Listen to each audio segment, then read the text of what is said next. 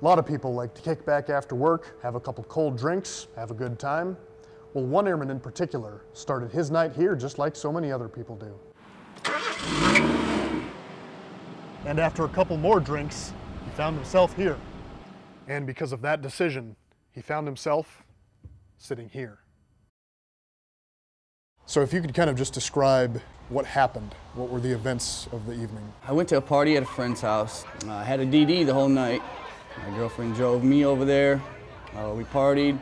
She drove back to the base. We went to the visitor's gate. She's a German national, so we had to go in and get her a pass.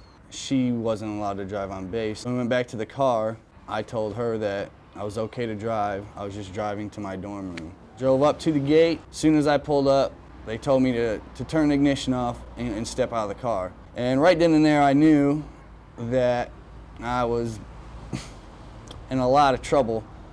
They pulled me to the side. They wanted to do some sobriety tests. I failed some of the sobriety tests. They continued to give me a breathalyzer. I was handcuffed, took him to the holding cell, went and took blood tests.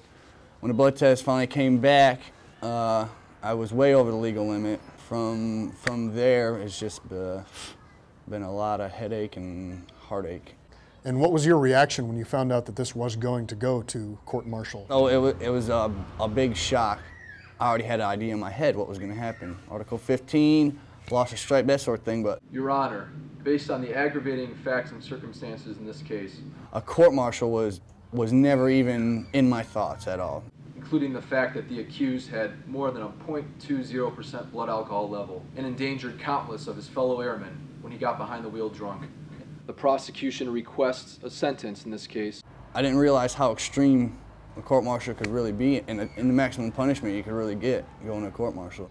The judge came back. This court sentences you reduction to the grade of E1, forfeiture of 1/2 month's pay for 2 months, 15 days restriction to base, and 15 days confinement. 15 days confinement.